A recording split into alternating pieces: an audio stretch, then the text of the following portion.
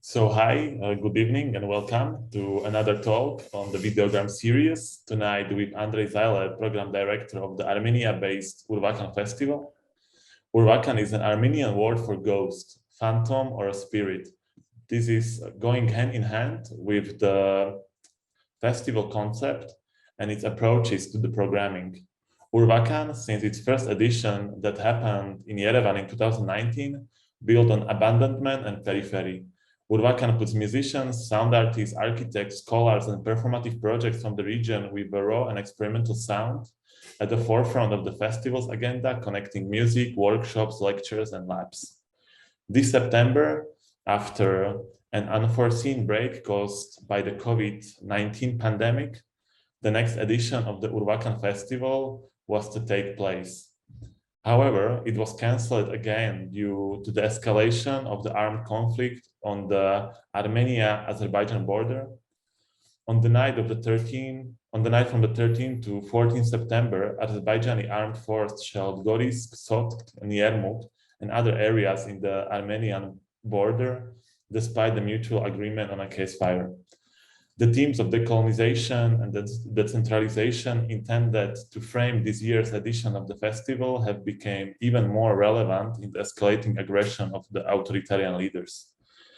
As our today's guest, Andrei Zailer, told me, I keep joking that 2.5 years of my work at Urvakan resulted with 0 actual events, but with at least 6 statements on the world and region global affairs instead. With that, I would like to leave the floor to our guest, Andrei, and thank you for being with us here today. Thank you so much, Jan, for the introduction and the invitation as well. It's really, I'm really happy to be here and be able to tell about our story in a student, like in school environment, which is, I think, quite important. Well, there is a lot to speak about Urvakan, so I guess I have to do some of the backstory, what happened before. Well, actually,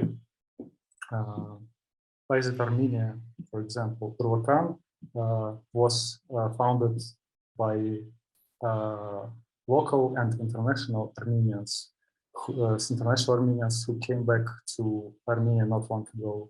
If you know at least briefly the history of Armenia, as a result of early 20th century genocide, a lot of Armenians are spread around the world. For example, in USA, it's more Armenians living than in Armenia itself, or many other countries as well. So when it comes to Armenia, you can see. You can meet a lot of Armenians who actually just came to reconnect with a homeland, which we probably never seen sometimes. This was the case with some of the founders of the festival. For example, one of them, Simonyan, he is actually from Stepanakert, from Artsakh.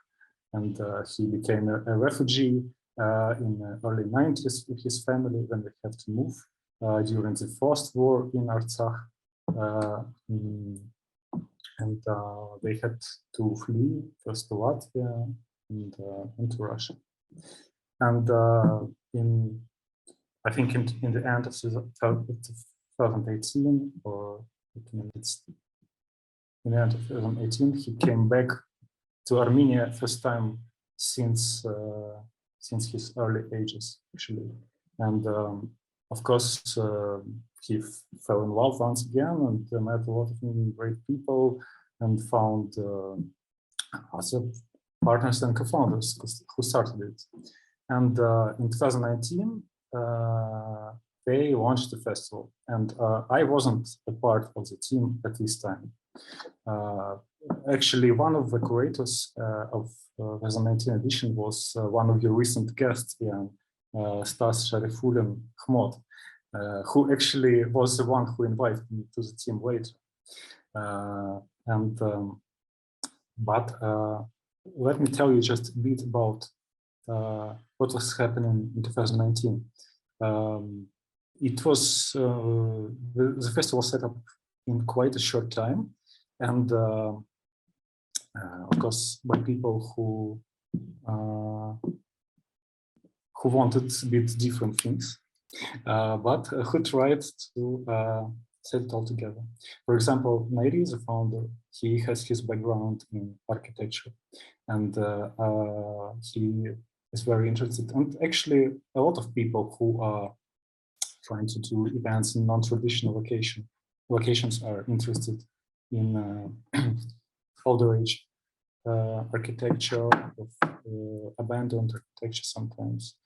And from this interest also came an interest to some locations in Yerevan, and I can show you some of it. Well, but for start, this is actually the graphic image, is a flyer for 2019 festival.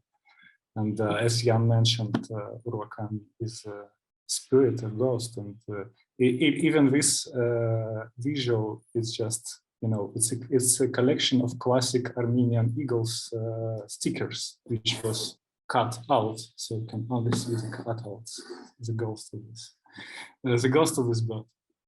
Yeah. So in 2019, the festival was happening in Yerevan, and it was at the territory of the Children's Railway Station at Krasnogorsk. It's in the city, but in a more far away part of it. And initially, this was built for pioneers, for communist pioneers who wanted to train to work in a railway service. And you could find these children's railways around the whole Soviet Union, all these different parts. And one of it was built here, but it came to it started to be abandoned, I think, in the mid-80s, and not being used that much since that. And as far as I know, Urvakan, the first edition of Urvakan was one of the first events that took place there after all of this. Just to give you some feel, some idea of the vibe of the space, there is a little video about the caretaker of this place, the uncle Suren, who's actually staying there and overlooking this complex for more than 10 years, and he sells water and drinks here also, and some snacks to some rare visitors.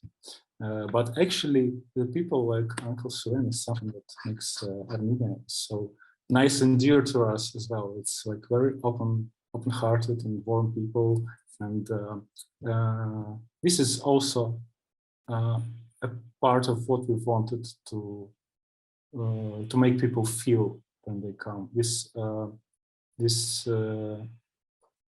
welcoming and homey vibe of Armenia, and is projected for its people.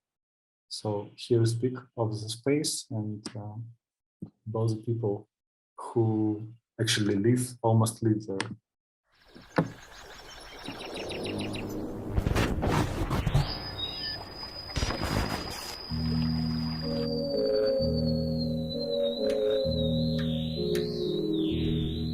Говорят, что это мусорные ящики будут ставить.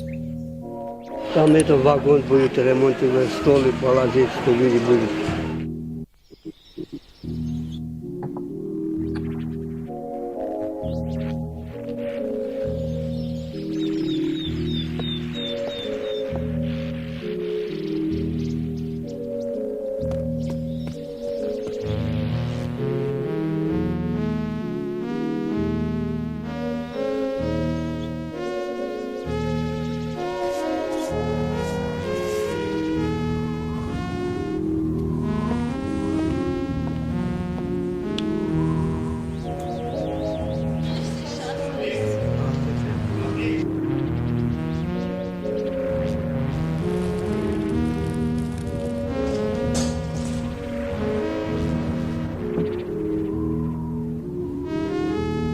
общем, надеемся, что будет хорошо.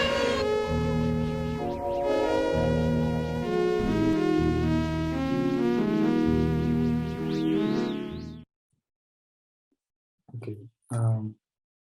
So this is for real, and we've just seen the building of the station of the students' railway, which was the stage for the most experimental acts. Russell Haswell played there, a lot of local and regional experimental electronic artists as well.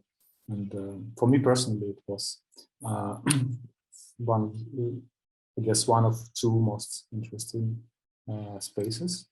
There was also this training tunnel, which was converted into a stage. So you can see it's not a real tunnel, it's just built for training purposes for the children. And it was another stage, a really nice one. And there were also concerts, the opening concerts at the big concert hall of Aram Khachaturian. You can see on the picture now in the city with some commissioned works. Also, one of it was by Stas as well, by the way.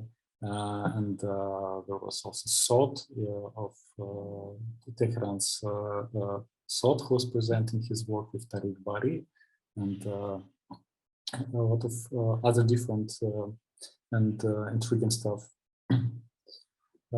As I mentioned, that time I was just as a guest. I already been living in Tbilisi at the time, but we set up a pre-event for Urvakan in Tbilisi because me and my friends, we did run the small event space in Tbilisi at this time for experimental music and poetry and performance called Budka. And we just one day before the festival started, we had a little show there with some of the Clan label residents playing there. And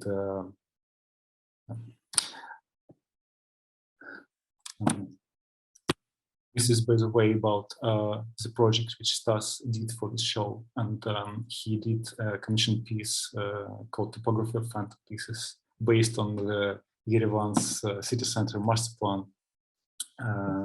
Here on the left, you can see how it was interpreted Cascade Complex monument in Yerevan. And on the right, you can see the notation.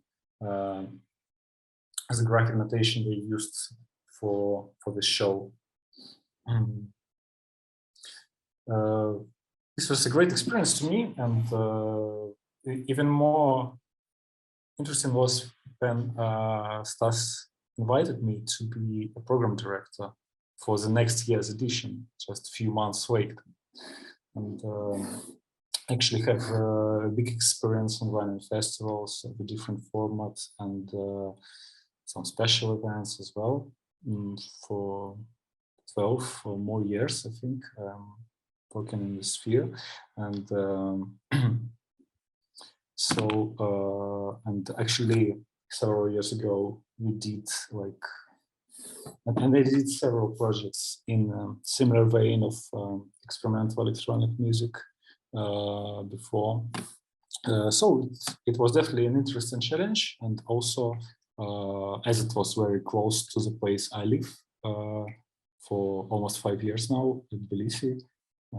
You can get to Yerevan just by car in 5 hours. So it's like very, very easy to come by. So for me, it was really cool way to do it. I forgot to show one video from the year 2019. It's animated announcement I did, and it shows all these beautiful locations like in an animated form, and also, of course, the idea of ghosts is represented. I will show it for some change.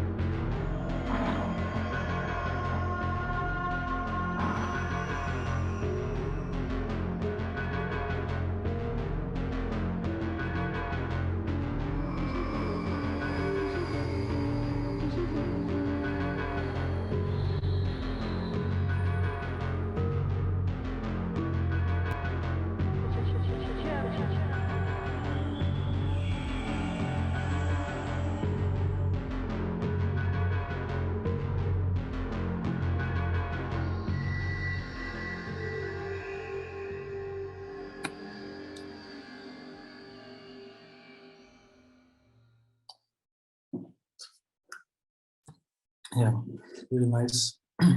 Well, and of course, it was a success in 2019, and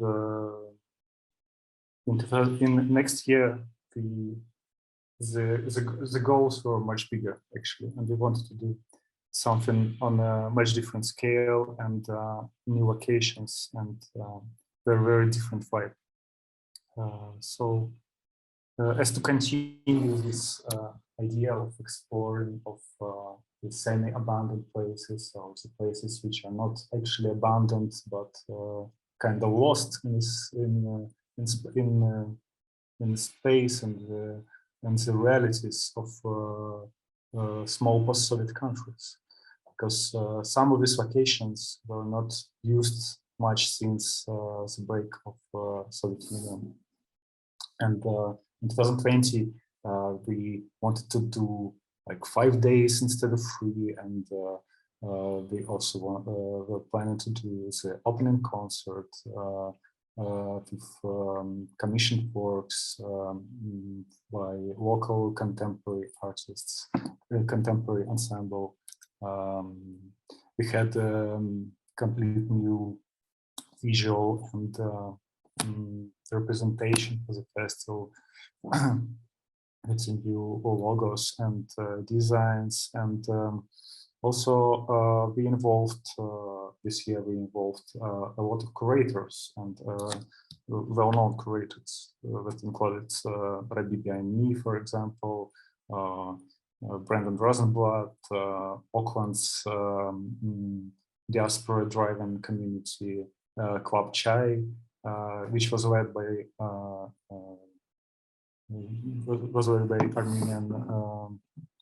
Armenian ancestry musicians.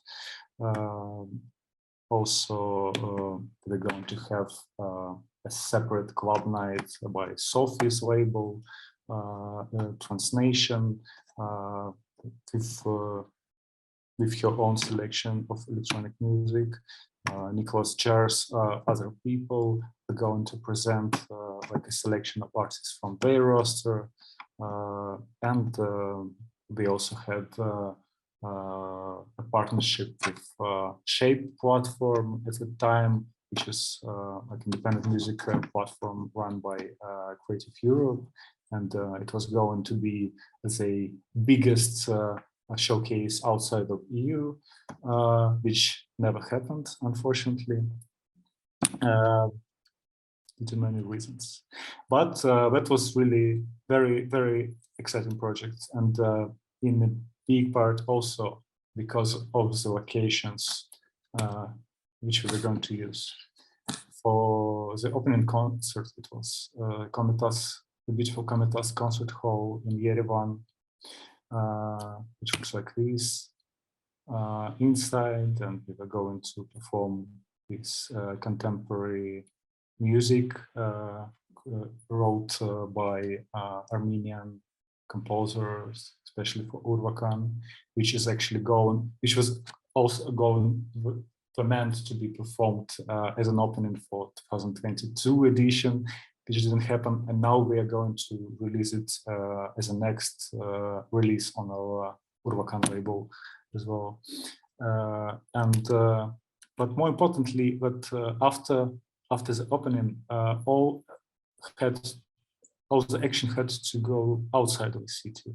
First time to the small city of Ashtarak, which is on the northwest from Yerevan, and not really the city, but the territory of 2 scientific institutes, which were the Institute for Physical Research and the Institute of Radiophysics and Electronics in Ashtarak.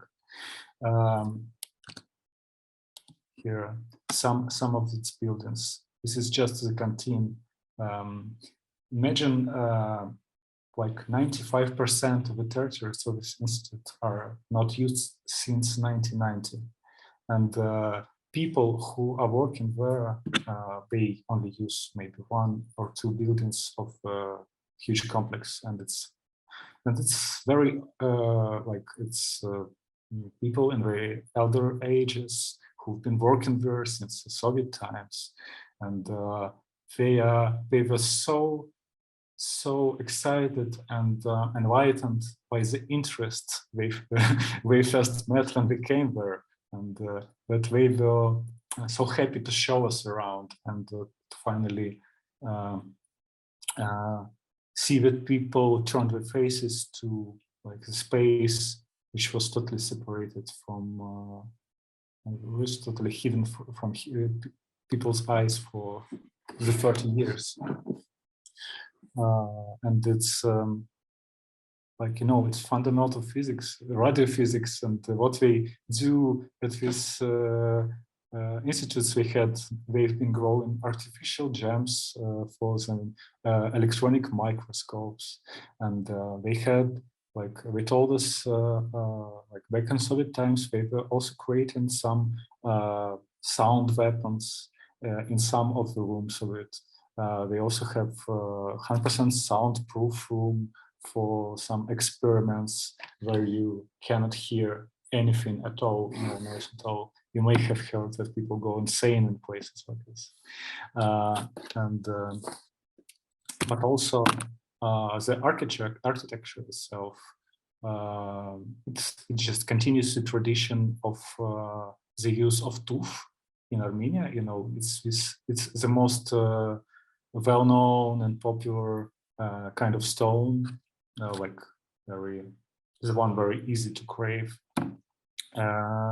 and many buildings in Armenia are built of this, and these institutes as well. You've probably seen a lot of, not a lot of, but several antennas, radars like these.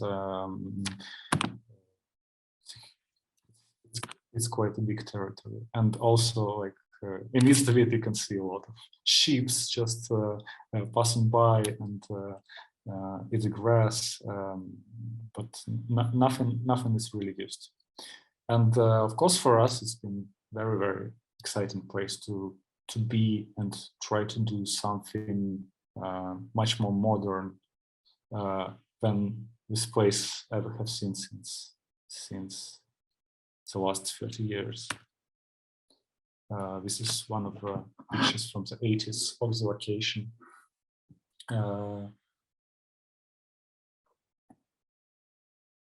It's of course not very documental, but really shows the vibe and of the space, and yeah, helps reconnect.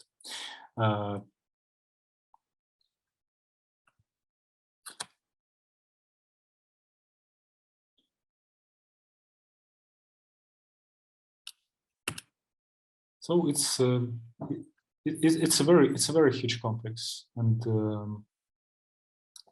we had plans for like 5 stages, and involving with a big focus on experimental electronic and instrumental music, big focus on local scene, and we're going to local and regional, and we're going to have some legends like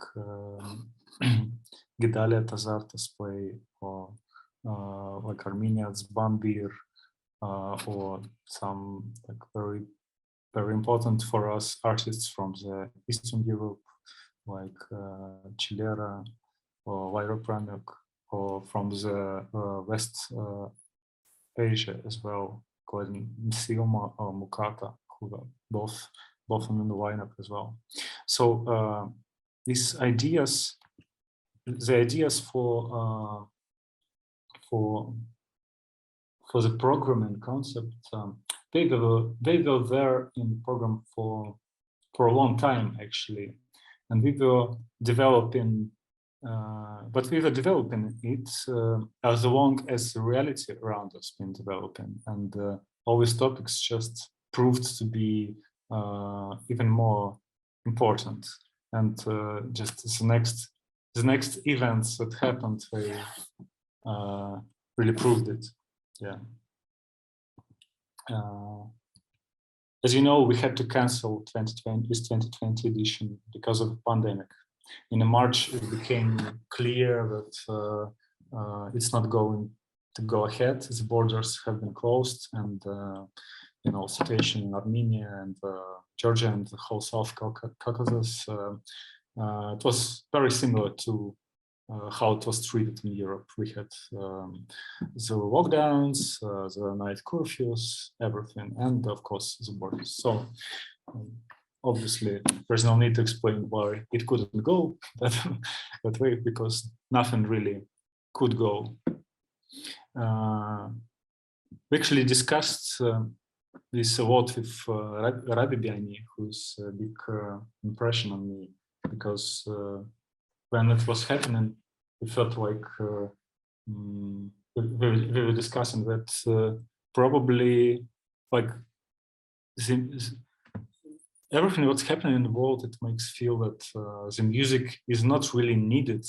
But it's in the case of pandemic, it can actually be even dangerous just to people to gather.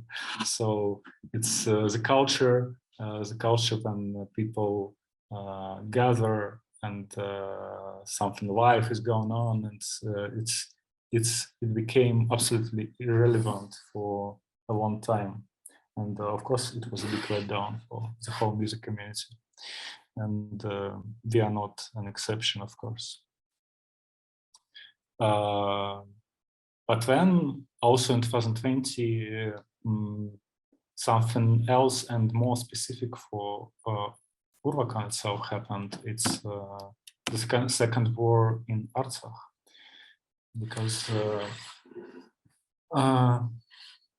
well, I'm not sure I'm the one to do like the best excursus into the history of this conflict, but no, it happened in 1991. There is the Artsakh Republic in Azerbaijan, called Nagorno-Karabakh Republic, and it's under the international law it considered Azerbaijani territory. But its most population are Armenians, so it's very, very mixed up situation. And in 2020, Azerbaijan started to started shelling the Artsakh and move the army into it, taken back. How to say the bits of it, the big parts of it, and a lot of people in Armenia, like most people in Armenia, have been involved in what was happening. Like, for example, our festival founder's cousin died in this war because he went to the army, and a lot of Armenian army has been involved, and for them it was also kind of a sacred war, but also, of course, it was much less attention from abroad to this war, because because Armenia is very small and far away from Europe or like Western world. So and it's also there are other reasons, I guess, as well. But of course, the country in completely synced in this war, and there's been a lot of refugees who were moved from Artsakh to the territory of Armenia, and some of the members of a team who live in Armenia, they've been very much involved in the volunteering and like providing like primary needs for these people and helping the refugees where it's possible.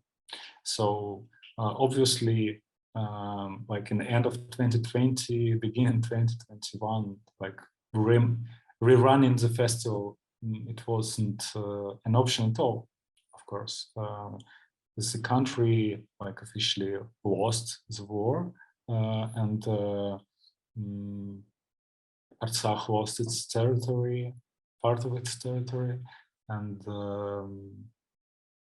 I think the feel I get, and that the whole nation's been under a lot of apathy after that, because they tried to raise international attention, and but it didn't work in the end, and led to this frustrating for every Armenian results.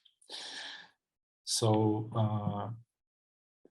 in the meantime, instead, we decided to focus on other projects, because since 2020 edition, we had some partnerships with international cultural institutions, like in this case it was Goethe Institute, who were going to help us with mobility for the artists. But since the festival did not happen, we managed to use this funding for the research project, which resulted in the launch of our label, and the first release on it, which consists of music by artists from Georgia, Armenia, Ukraine, and Russia. And it was actually recorded like a year before the current Russia's invasion into Ukraine. And so there is no, like, there was no political inclination in much like political inclination in this when we planned. The idea was, well, as it was the launch of the label for Urvakan, which already means ghost and spirit, it felt natural to start it from the research or the exploration of collective memories, and of the conceptions of collective memories and time in music, and especially the notion of hauntology, which everyone, I guess, very much acquainted with.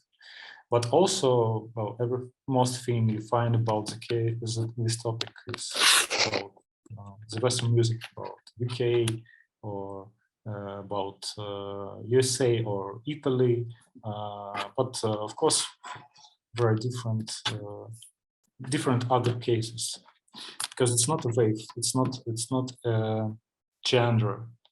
It's more like an approach to how to treat music. So, so in case you know, in case you don't know, like the idea was introduced by music critics of 2000s, who started to use ideas of postmodernist philosophers in the music writing, to describe some of the psychic effects of music, but also all these effects, all these psychoacoustic effects, it can be also described as a range of techniques, and methods of how you can achieve this effect, and with different kinds of music. Actually, this is mainly based on what you sample from. This is also depends of sound effects, which are connected with time, or the medium, like the sound of magnetic tape, for example, or something else. So we wanted to unite all these artists, who all of them, almost all of them, played Urvakan, either on 2019, or they're going to play, or in 2020 edition, and like 80% of them, I think, are my very good friends as well, and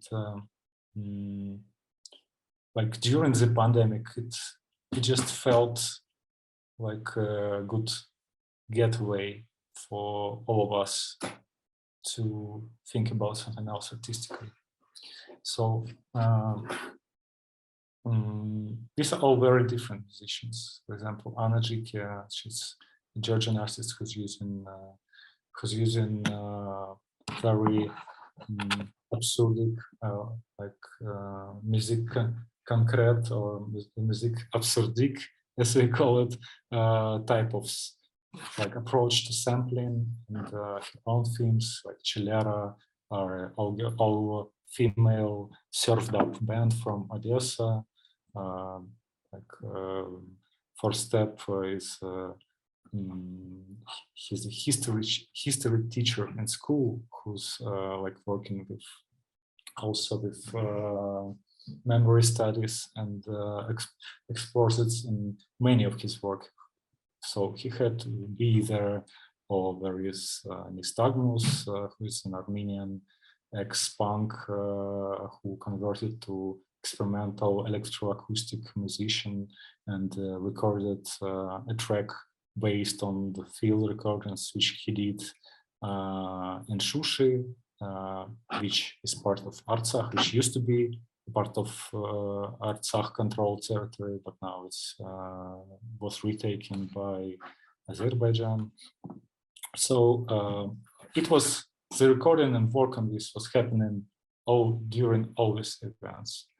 So I think it's soaked a lot of it, of course. But also, as I told you, it was recorded like a year and a half ago in February 2021. It was ready already. But as it was decided then that we want to launch it in a vinyl version, it took much longer to actually release it. And by the matter of fact, it was actually released just one day before Russia attacked Ukraine on February 23rd. So when I woke up next day, the first thing I did, I messaged our producer Sophie that I'm sending you the final text for the announcement right now. Please hold on. And she said, "Oh, we don't need it anymore," because the war started. And of course, it didn't feel right to speak about something like this, even though we were working on it for so long. But of course, the war is still on, and already in several days since it started, we decided that there won't be a good moment, never. So we just decided to release it as a charity project, which with all the revenues go to charities in Ukraine and in Artsakh. So we decided to split it this way, and which was supported by the artists who are involved, of course. But yeah, the timing of the release occasionally made it feel more meaningful than it was before. The timing and also the geography of participants, of course. I think today it would be much less possible to do such combination because obviously many Ukrainian artists would not want to be on the same records with Russian artists now, even though we know each other for too long. It's not about right now. It's not about the personal. It's not even about the personal relations with people, but about the idea. But I'm really happy that we managed to do this before, maybe even one day before, because it came in very timely.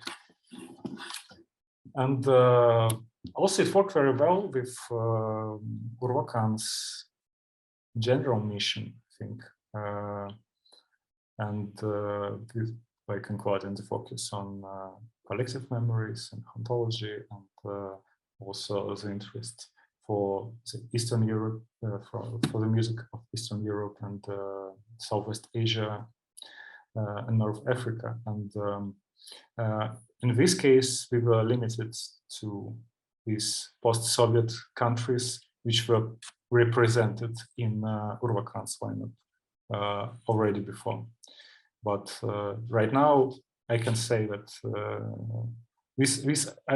I'm seeing more and more of these ideas of ontology, which are nothing new at all. And I actually even feel a bit cringe when I say this word, because it's so much overused, and it's something from 2000s actually. But I'm seeing more and more that now it's interpreted in non-Western countries, non-European countries, more and more, and it's really interesting. And you know, it relates to collective memories, but collective memories are mostly coming from collective sources, like television or radio, for example, and or like the music we heard in childhood, all these things. And with the non-Western or even non-Eastern European countries, it's even more interesting because we don't know the sources. For example, on in the lineup of this year's edition, there was Egyptian artist Nancy Munir, who is also exploring this territory. She's been part of like underground instrumental improve and punk scenes of Cairo for a long time, but only now she recorded her for a long time, like for 15 years probably or something like this. But only now she recorded an album which uses a lot of samples from the Egyptian and North African artists,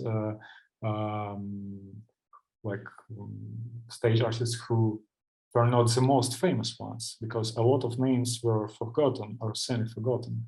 Of course, there is Kultum or something, or some other huge names which a lot of people will recognize all over the world, but they used much less obvious sources, like covered with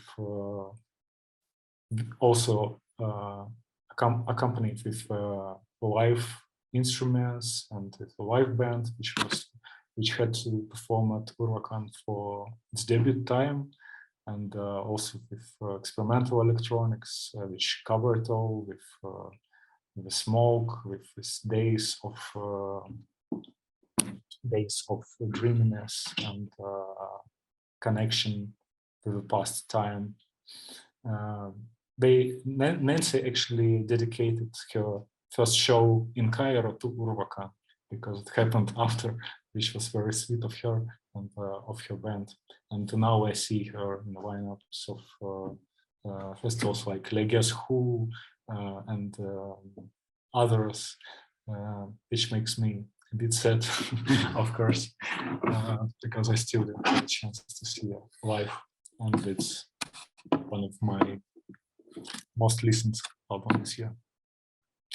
So I have to continue and finally move to this year, which is very different again, because it had to be the first edition since 2019 again, and we lived through pandemic, we lived through and still living through wars, 2 wars, and a lot of other things, and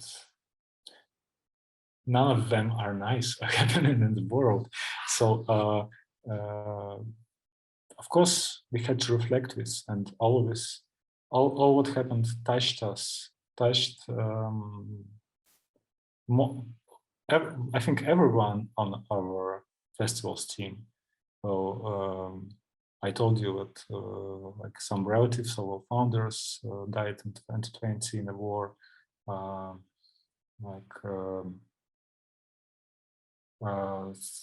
Also a lot of people in our team are involved in activist projects and humanitarian projects right now, both in Armenia and Ukraine, and of course a lot of us has families in both countries. And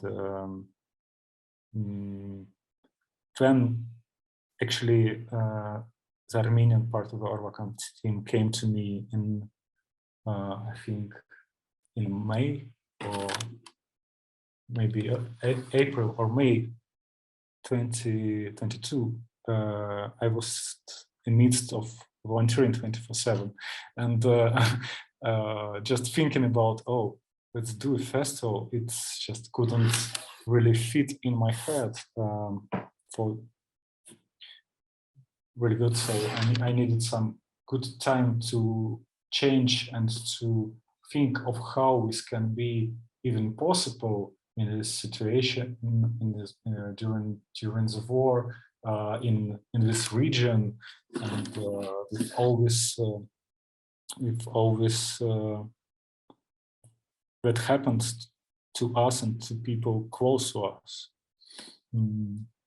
So we spoke a lot with Stas about this, who actually helped a lot to determine what would be the curatorial direction for the festival, and how it's impossible, and we just discussed how it's impossible not to reflect.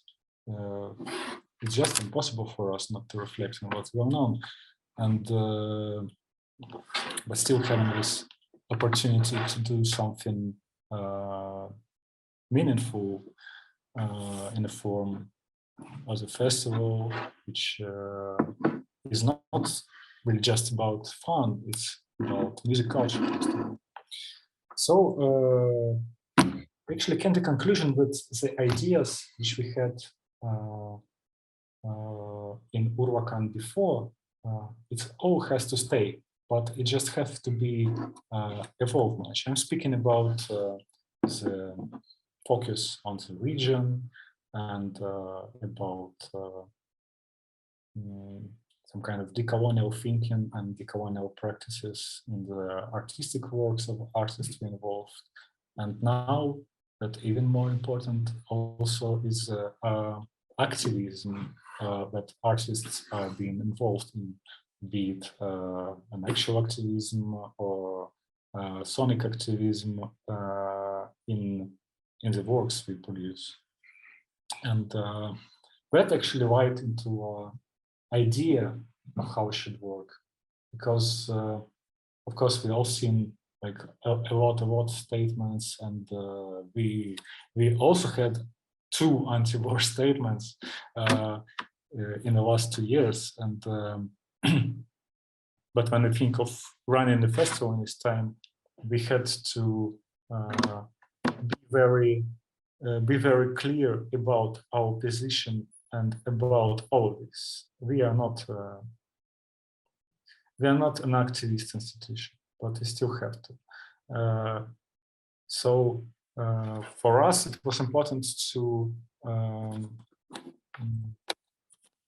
For us, it's the most important thing in all what's happening, and I'm speaking about wars. First of all, that it's these 2 wars in Artsakh and Ukraine are very, very different. It's different from the legal perspective. It's different from the scale, and but it still hurts a lot of people. And both of these wars are the result of imperialistic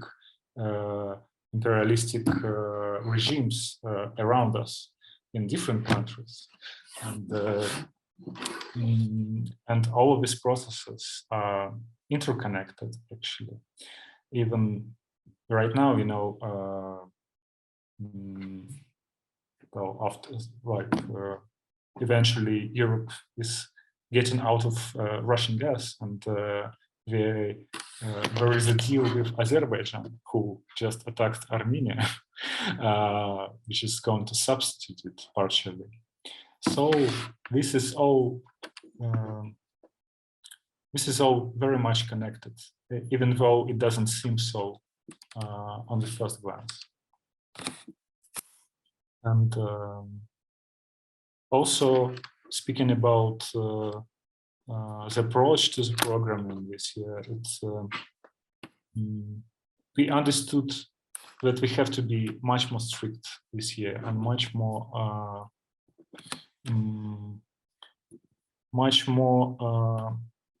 keep much more to the ideas and the statements we come with. So we just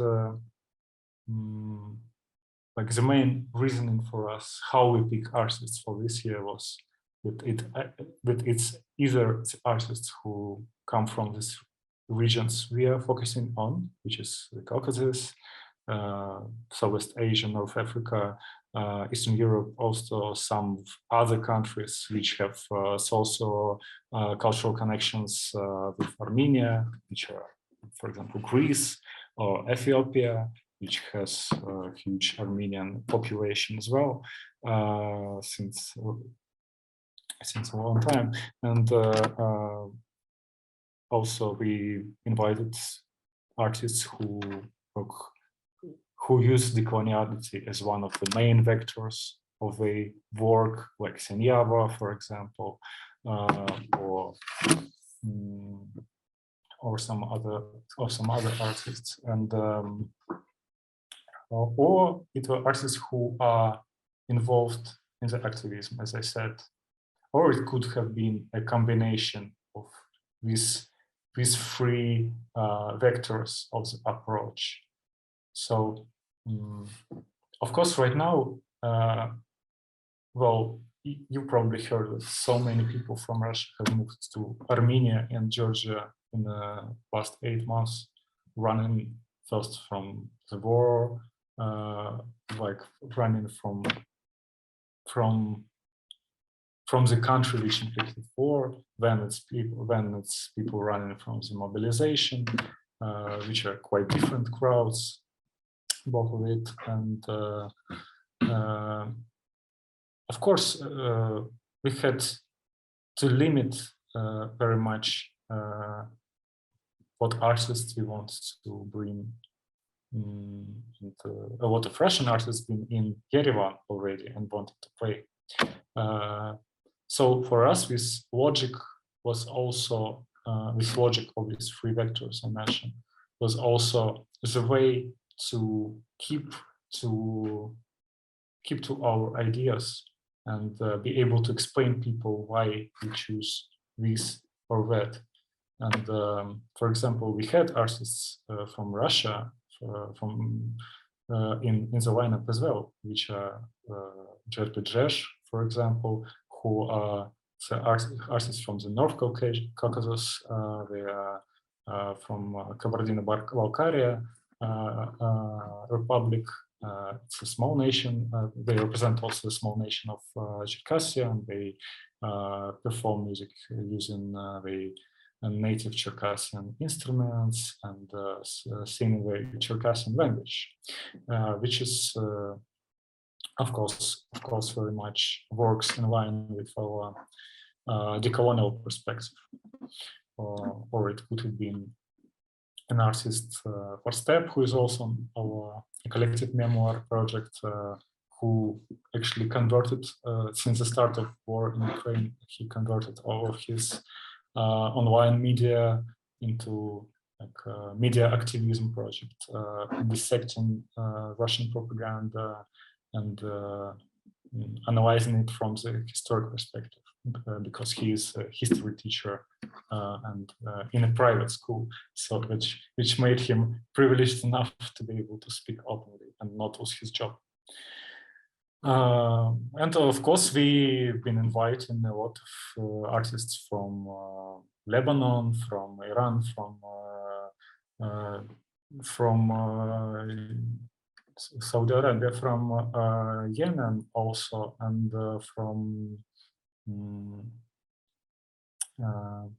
from Eastern Europe, from Poland, from other countries as well.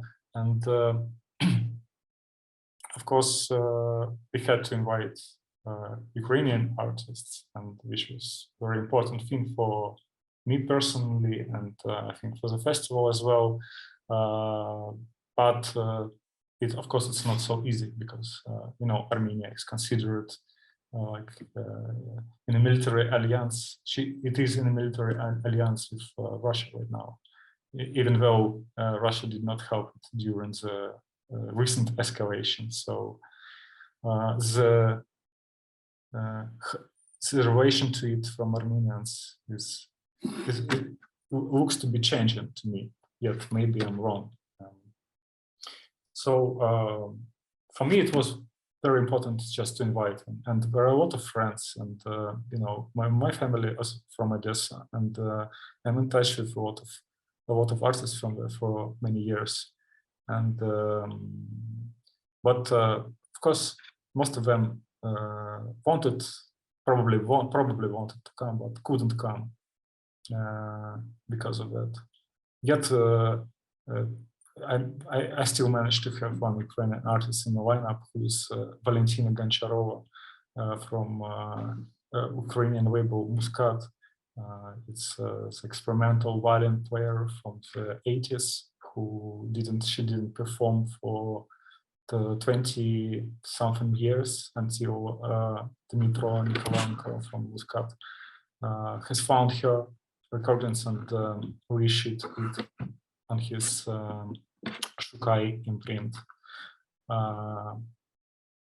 which is, first of all, very exciting artist. And well, I have a thing for an older generation artists, and whenever there is a chance to showcase their music, like in a more modern context, I'm always up for this.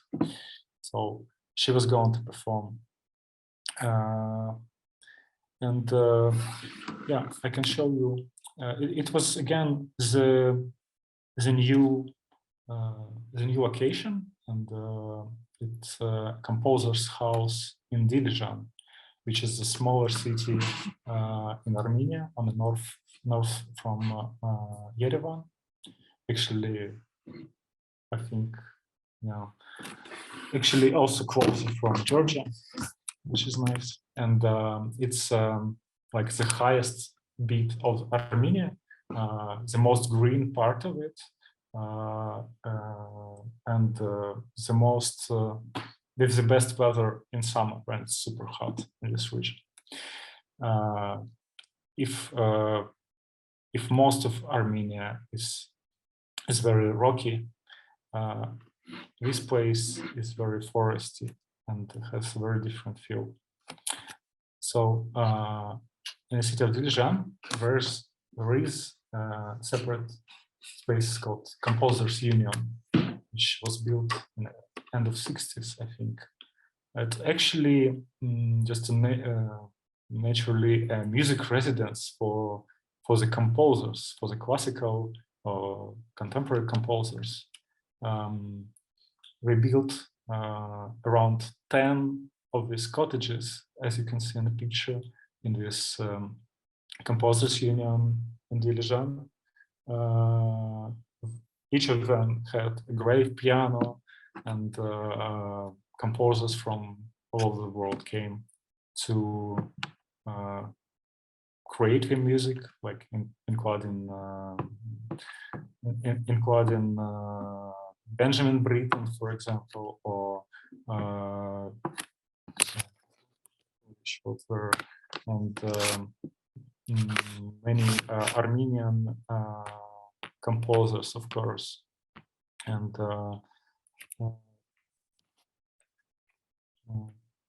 other names as well. Yeah, for example, you can see here a picture from the 70s or 80s, where Edward Mirzayan, this is, you can see him in the front, a bit on the left, who was the founder of the space and who put all his life into building the space, with his international guests coming to see what they achieved there. And the story goes that also in the 80s, they wanted to build a real concert hall right there, actually in the woods. There are woods and mountains outside, and with small cottages, and we built a huge classic concert hall. And the story goes that he couldn't find investment for it from the Soviet authorities for a long time, and eventually he managed to get to Vienna for some of contemporary music symposiums or conferences, and he had a chance to announce there that we already have built in Armenia a beautiful concert hall named after Beethoven. It seems like he was deciding between Beethoven and Bach, just for something more, which would sound more serious. So after he had a chance to speak about it as an accomplished thing to the wide international professional audience, the legend goes that the Soviets finally gave him money to build this concert hall, just not to look bad in the eyes of the community. Sounds a bit like a legend to me, to be honest, but because I'm not sure if Soviet Russia ever gave a fuck about what people in Vienna would think,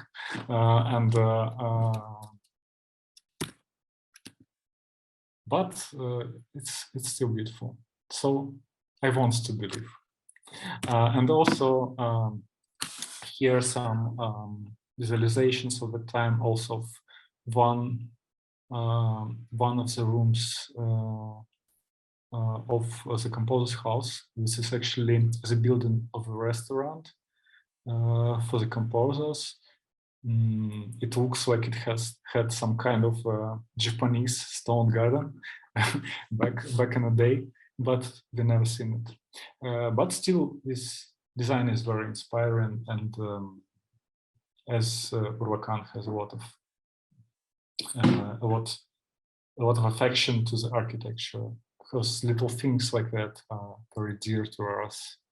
And here is the facade of this Beethoven concert hall. You can see there is simply nothing around.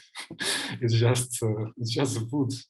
And inside there is a lobby, a huge lobby. We were planning to use it for the installation of Vincent de Belval and Nicolas Jarre's installation and / performance piece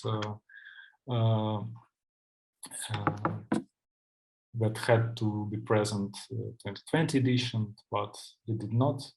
And actually, this installation, it looks like I think 10 or something rotating parabolas with the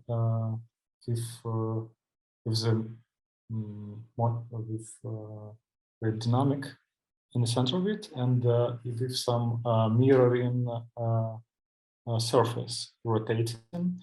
And when you play music, and especially acoustic music amidst it, it creates very wild psychoacoustic effects. So we were going to place it here, and the idea was also to involve a lot of the local instrumentalists who would play and perform along with the artists who built it, which I think is also a very important bit to reconnect. It's a beautiful room, actually. When you first come to it, you don't even expect to see to see how huge it is, and especially for this occasion, you can see like we used these structures which reminds us of the ceilings of Armenian churches, and ceiling for the soundproof, for the better sound, to somehow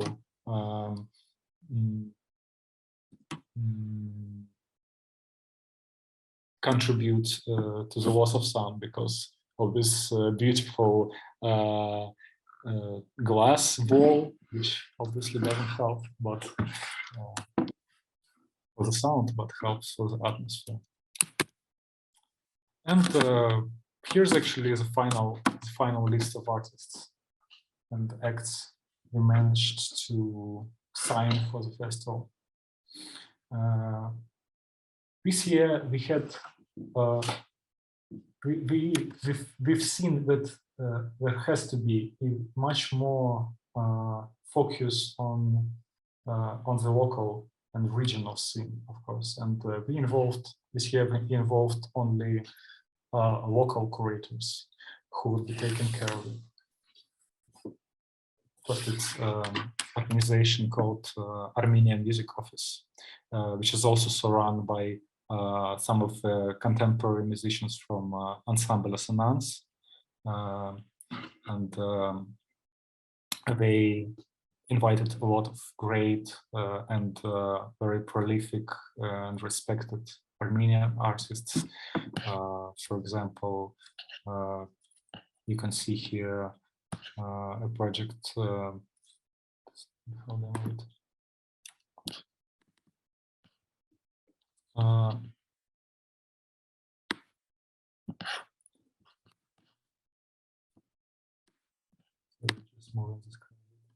So yeah, like for example, Kamarama is it's very important act for like on a brisk on the edge of a modern club scene of Armenia and jazz scene of the 70s, because it's a project which involves Arto Tubanjanyan, who is like a jazz legend, an Armenian jazz legend, and two much more young guys from the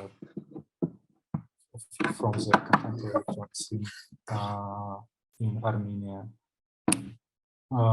There are some acts like Gurdjieff ensemble. It's a huge ensemble which was to play some of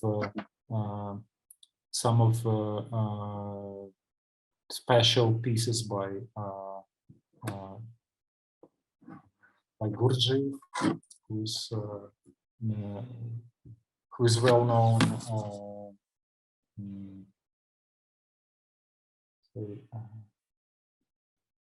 as a lyricist, if I'm saying it right, but esoteric, but he also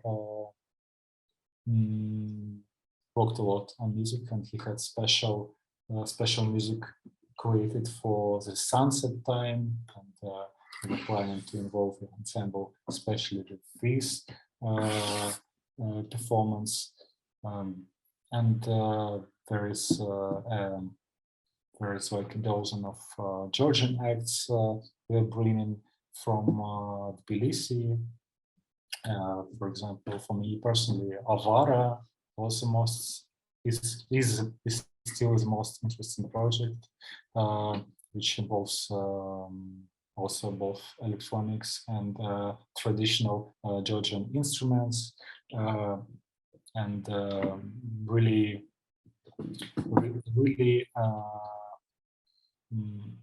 achieves something new with it, to my understanding.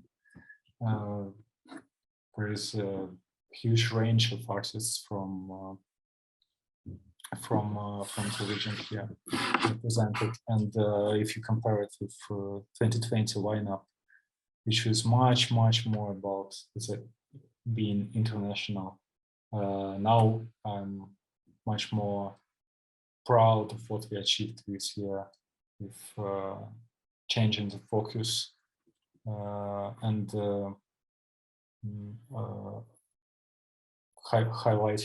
spotlighting the regional music first, or like diasporical music first.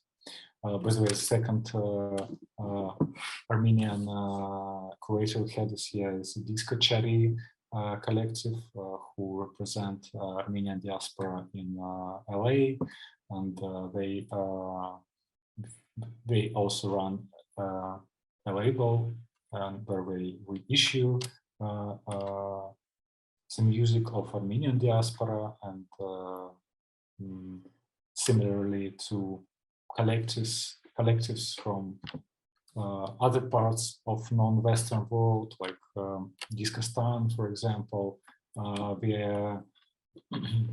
They are doing the research like very precisely on the Armenian heritage in their case. Of course, working with project this year, I had to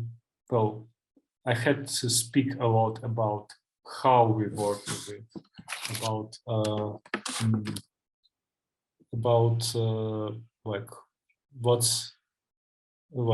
being more transparent about where the money are coming from, for example, and about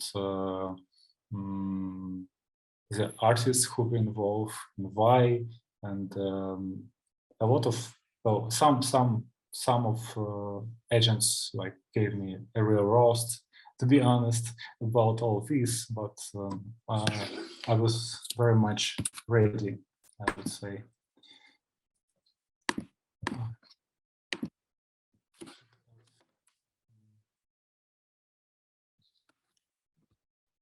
And yeah, wanted to speak also about the role of culture in times of war, and it was one of the topics that Shiana highlighted. And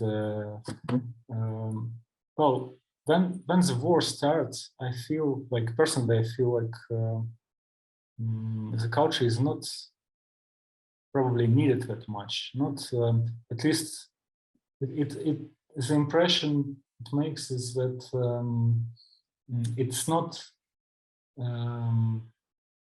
considered needed by people from the artistic perception. I mean, the artistic ideas, they start to mean much less, unfortunately, than some of more symbolic acts or statements. And of course, it lets down a lot of artists. And of course, a lot of artists, they speak out. And but at the same time, of course, I see a lot of apathy in the artists who somehow touched by that. And also artists from other regions, they would say that, well, we have wars going on for many years, and you just realized it's going on. So it is something that it looks like we'll have to do this and to find the new means of how the music can really create like some new values, probably, and how it could work in the respect of environment and with respect to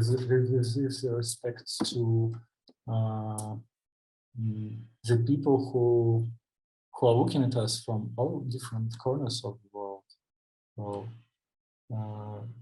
we cannot fail in this. For example, our friend, the Ukrainian artist John Object, he is now in Ukrainian army, and he holds Urvakan tote bag just on the front line and sends us a picture of it. And for us, it's very important, of course, and he says that it's like the only thing that still reminds him that he is a musician and not just a warrior. And of course, it's very important for us to hear things like this, and that makes us feel that what we do is not really pointless, and that we have to at least try to find the right language and the right words to speak about culture in these times, and speak like and of course all artists have different like they would reflect differently. Some artists would just say something, or some would reflect it in the music, and it's all very much acceptable. But what is not acceptable in our understanding is ignorance and ignoring also of what's happening around us. We can't still go and just have a club night, like at least in our region, without thinking of some charity, or without thinking of how does it help the local scene, how does it help artists who live here. Well, especially for I mentioned that so many Russian artists have moved to these countries, to both Armenia and Georgia, and it's very different situations in these two countries. But also, what I'm seeing that, well, of course, not many people have been planning this. They didn't plan to go here, so they didn't do their research, and it's understandable. They came in a panic. But also it feels most of the time that people just come to continue doing what they already been doing before in another place, and of course it doesn't always work well in a new environment, and that is why we have to speak. We have to be like in close touch with the local artistic communities, and with the artists who really do something, and who can do something from our point of view, with some help from us, and which we are trying to do with our releases and with our other plans. We still have and managed to work out like the music residency, which is still planned, and actually the Diligence Composers House was first intended for us to be used as a music residency separately from the festival. Now it's going to be there, and we're still going to do this, and we're still going to continue the label, which is going to release next this new work by Armenian composer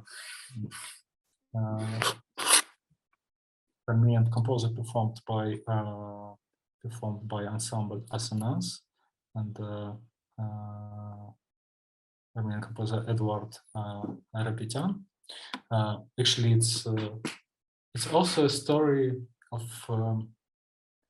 how everything happens a bit chaotically, I guess, in this part of the world, but also with a lot of romantic side of it. We met Eduard Repetyan. He's in his 70s, and we met him just in the building of his Beethoven concert hall in the composer's house in Diligence. And we didn't know him. We just came there to see the location once again, and met this old guy, and said, "Oh, hello, nice to meet you here, and who are you? And he told us that he's actually this very well-known composer who could be even more known if he wasn't living in the Soviet Union, because as told by him, he's been invited to perform or collaborate abroad many times in the Soviet era, but all of these invitations were just stripped and he never received it. It was all controlled just to avoid the collaboration of the artistic scenes for Soviet Union and Soviet republics and the West. So it was an occasional meet, but which led us to actually collaborating with him, and which was not easy because, for example, this person, he still doesn't have even a cellular phone. You should call him his home number, and his wife is picking up the phone and saying, "Oh, he's like went to buy some bread, so please wait." But also, it's an exciting composer, and he created a new piece of academic music, and he played with like many famous composers of his era, like Sofia Gubaidulina or Alfred Schnittke, but just did not have recognition of on the same scale, just because of the geographical location, which is a big influence, as you may understand. So our friends from Ensemble Assonance, they recorded this and recorded this piece in the studio. They were going to present it at the festival, which is not happening, but now this will be the next release on our label, which is coming soon. And also we're going to work with archival recordings a lot, because we have access to radio archives of Armenia, and we have plans of further research and involving artists and curators to work on this, and hopefully with very fruitful results as well.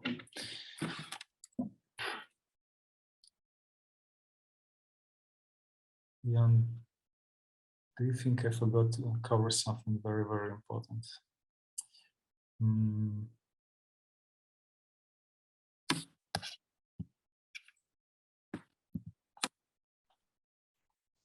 So maybe we can open the floor to the Q&A.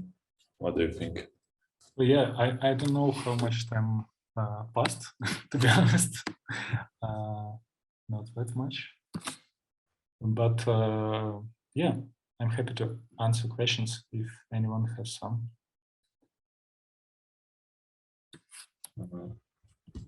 Yes, even the very blurry, I have no idea why. Please feel free to ask the question directly or just write them down to the chat. Okay.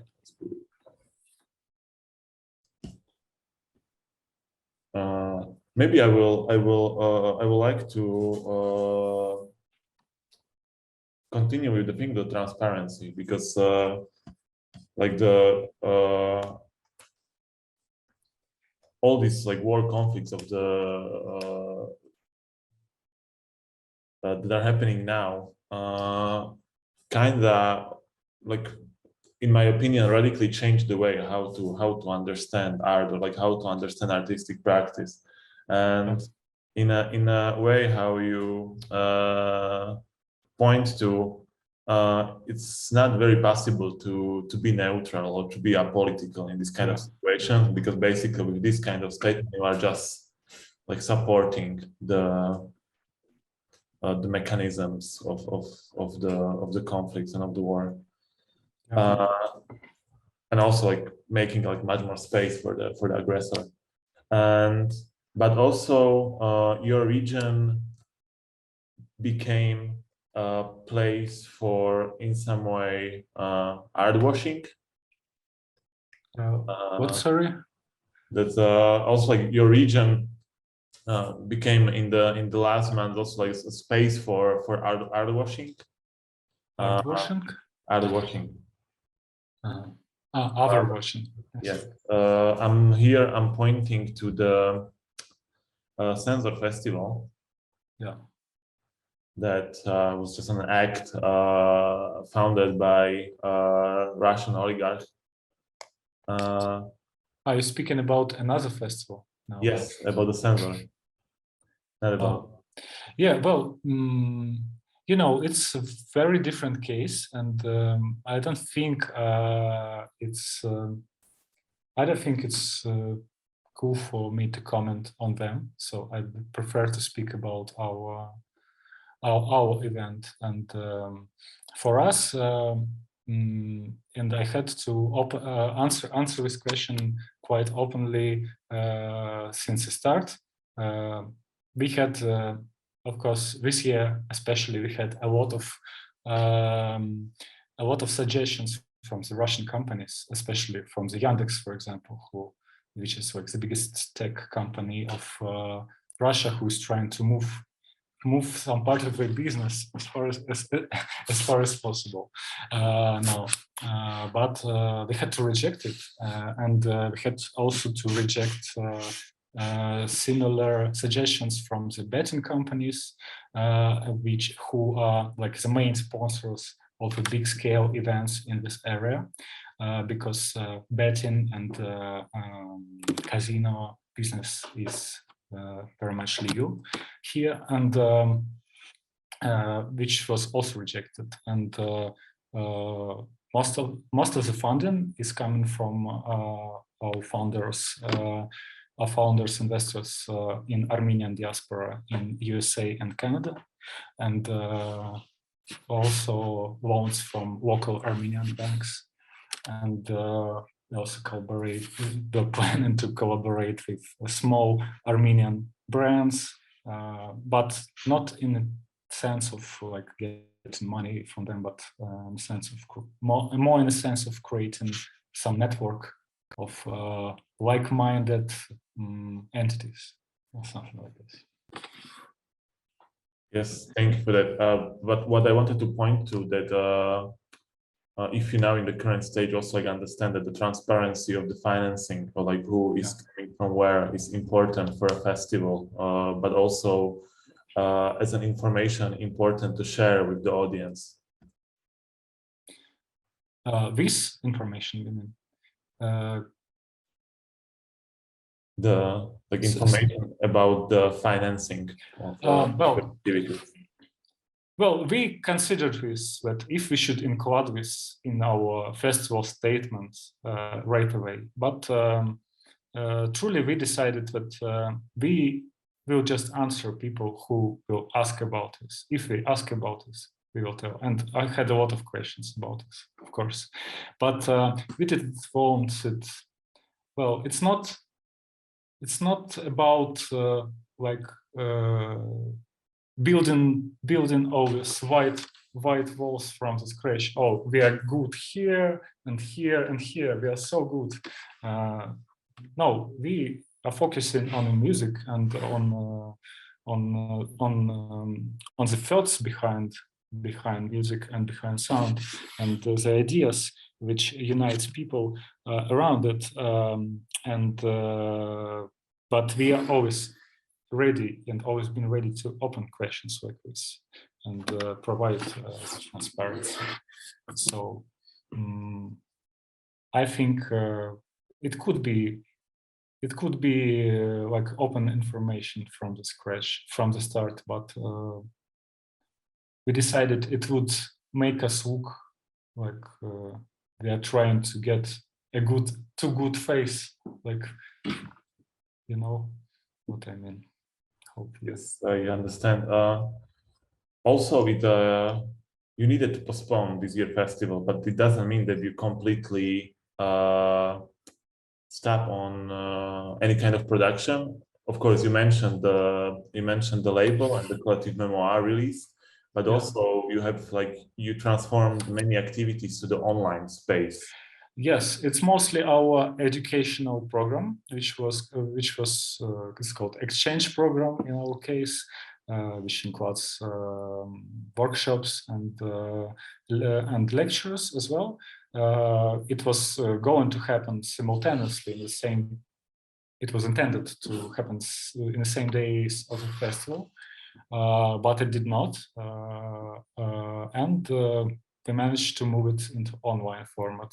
And for now, since even 2 months after the cancellation, the situation in Armenia is quite unstable. No one really knows if it can escalate any other day, or if the war will continue or not. 2 months ago, when I was in Armenia and was living in Dilijan and for months, and when I was leaving, everyone was, well, it felt like you read in the news, there is an army, Azerbaijani army standing on one border, there is a Turkish army standing on another border of Armenia, and there is Iranian army standing on a third border. And of course, it just means that it just meant that any day this conflict can continue and escalate to a full-scale war, like we've seen in the same region just less than 2 years ago.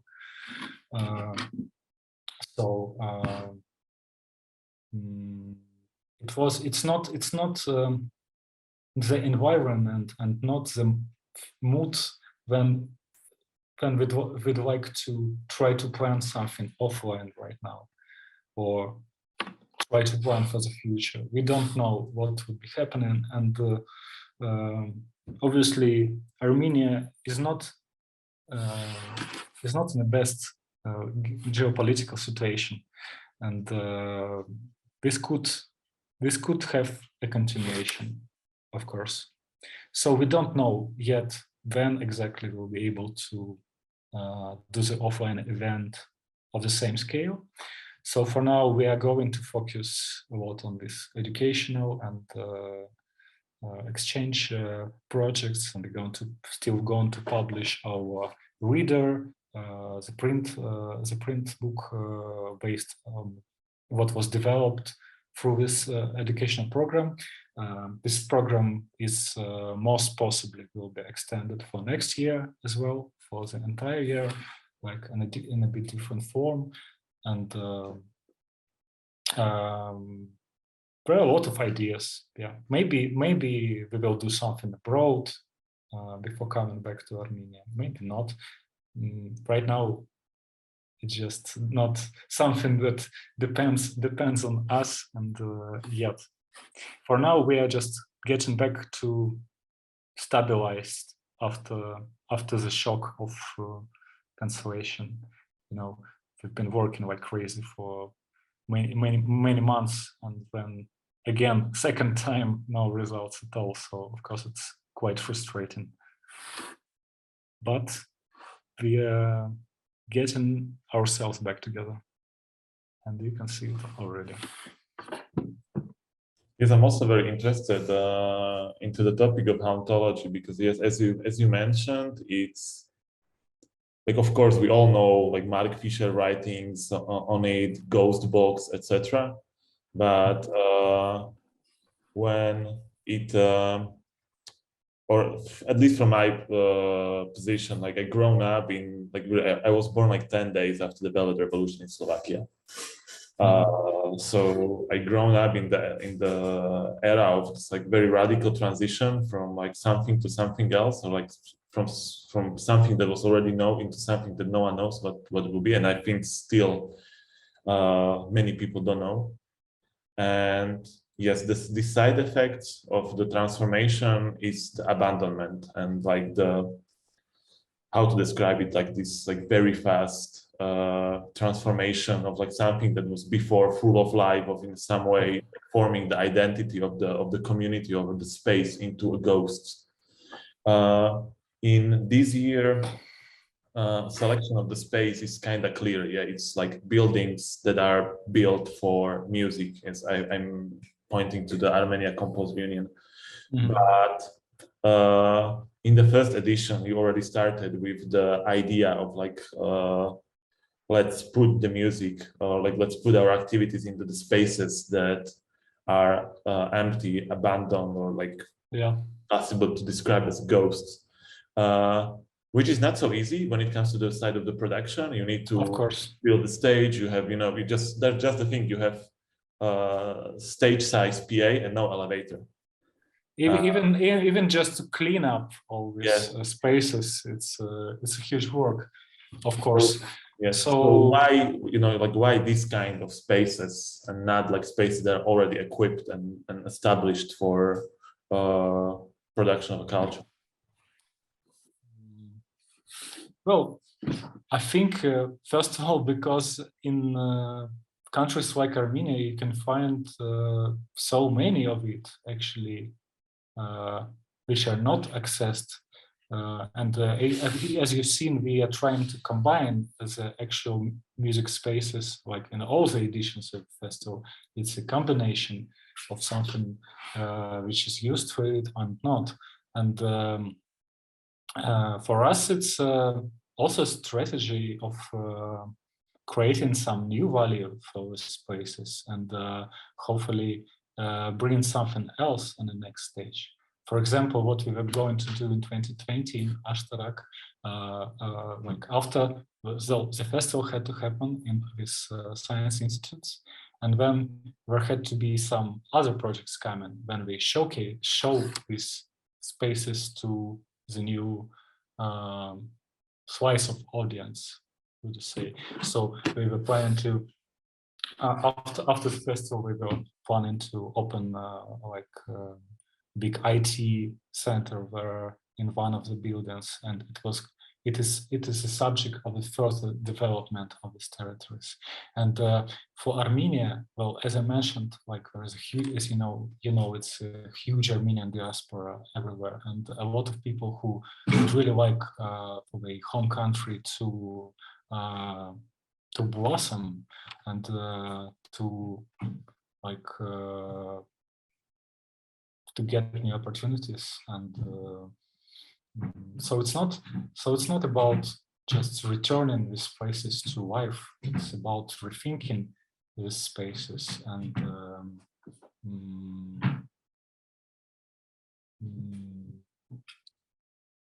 in Armenia, you can find these spaces in a lot of places.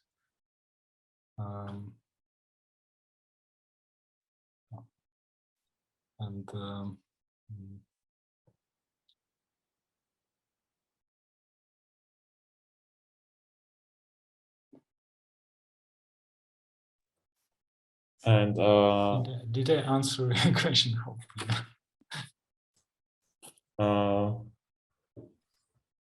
I mean, it's always like hard to answer like such kind of things, because it's also, I grown up in such a surrounding that just became abandoned very, very fastly, and the buildings are still there. It's like they have different meanings or they have no meanings. The regimes are different, but the concrete is still there. It's still like some kind of like a monolith or monuments that you relate somehow to, but you don't really know the tools. You don't really know how. Yeah, so there is sometimes a different meaning behind this space, and of course it's not made for the music. Many of it is not made for the music, but the music and the culture is what can get together the new meanings and the new sense of the spaces. So I guess it's one of the ways to revive it. Hopefully we'll still be able to contribute to this with Urvakan again.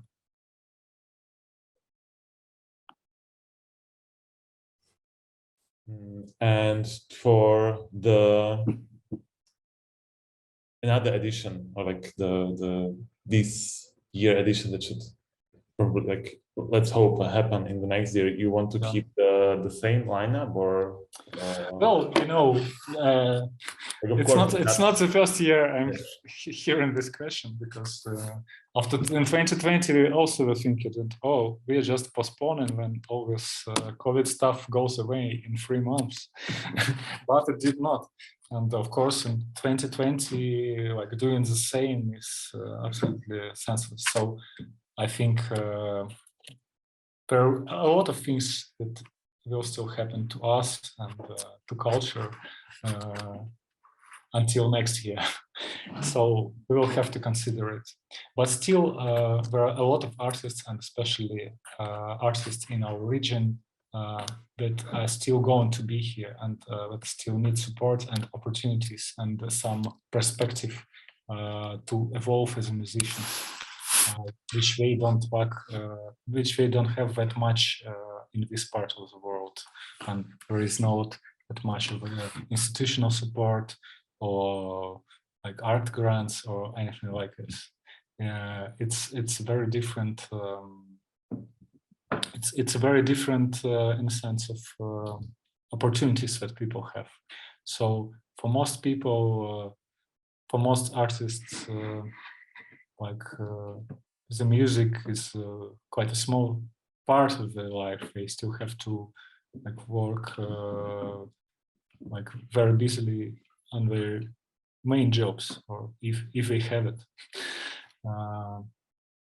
So I think Urvakan and Urvakan's project could be a space for them to see how they can also evolve in their own, like in the scope of their own career, of their own development as an artist. And, there are some Armenian artists who are now working on like new formats, like combination of music and performance art and other stuff, which were not seen that much in Armenia before, for example. And we are trying to help them and to not just present these projects as a festival, but also to help them with sourcing and connections, and to make it to help it take a form despite all the difficulties that people meet here. Well, for example, during the recent conflict in Armenia, it's also mobilization. So a lot of artists, a lot of, and the country is much smaller than Ukraine or Russia, and so a lot of people and some musicians already received the invitations to join the army now. So it is very unstable ground for artists, and what we do is trying also to help them to live and still remain a musician and not survive. Wow, thank you. Not just survive. I mean, yeah. Very, very nice. Thank you. Yes, to the audience, please feel free to ask any questions if you have, or just write them down to the chat. I think just last one, like out of the, like, let's say like regular gigs, you have always like some events in the program that are specially designed for the spaces. Like what kind of key, or like what tool are you using to like make the proposal, or like to design the pieces? Are you speaking about the installation piece that I was The installation pieces, but also composition that are made for the festival. The commissions. Yes, the commissions. Sorry. Yeah, like for example, in the beginning of your talk, you mentioned the Stash Hamot work on the urban plan of the city. Mm-hmm. Yeah. Well, he used. Well, there is a history of alternative musical notations, as you probably know, and graphic notation as well. You probably seen some a lot of works in this field, and starting from Ligeti and other people who or Cage who used it, and in their case, well, Stas, I guess, well. He has to speak about his own project, I guess. But as far as I understand, he wanted to like base it on a means of location which he came to. He never been in Armenia before. It had to be respectful, and it also had to use this logic of psychogeography, logics of psychogeography, when the space itself kind of dictates you of how you approach sound and how you work with its beats, and in terms of composition structure as well, it's possible to build it, maybe not like very strictly, but to build the idea around the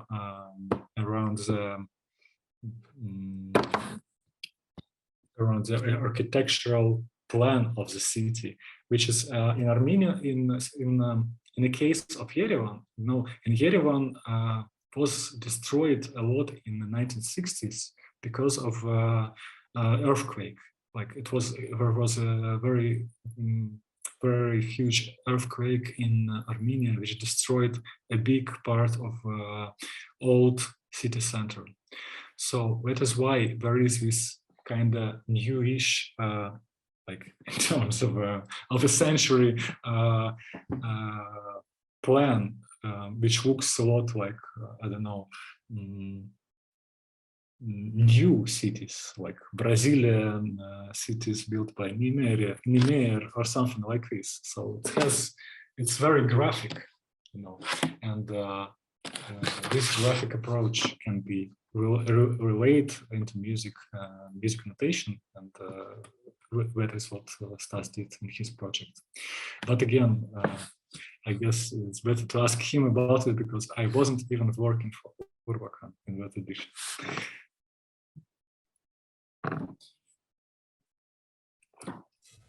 Okay, so I can see that there are like no other questions. So I will really like to thank you also that you there was like not really a lot of time to prepare your talk.